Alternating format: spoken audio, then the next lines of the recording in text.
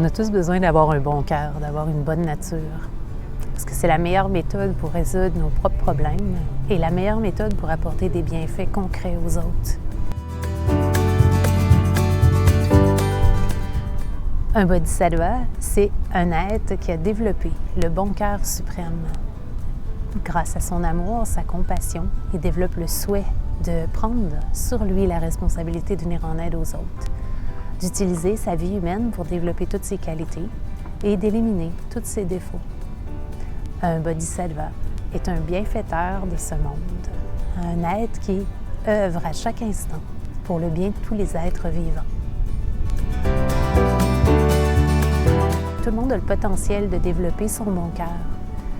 Tout le monde peut s'entraîner à ce mode de vie, apprendre à intégrer les pratiques, l'entraînement du bodhisattva à sa vie quotidienne.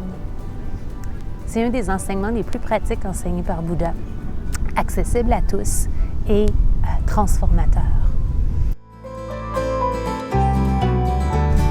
J'avais envie de lire une section de 8 étapes vers le bonheur de mon enseignant, vénérable Geshe Kelsang Gyatso,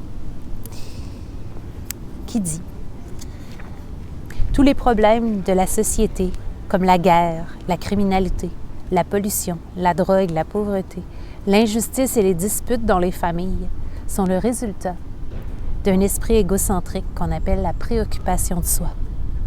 En pensant que les humains sont les seuls êtres importants et que la nature est là pour servir tous les désirs humains, nous avons exterminé des milliers d'espèces d'animaux et pollué la planète, à un tel point qu'il y a de grands dangers qu'elles deviennent inhabitables, même pour les êtres humains.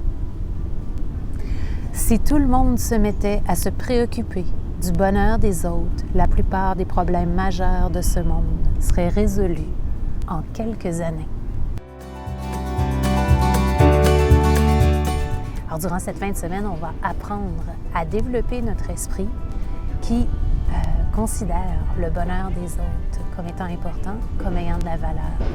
Comment on peut s'engager dans le mode de vie d'un bodhisattva à travers des enseignements, des méditations et même prendre la détermination, l'engagement, le vœu du bodhisattva.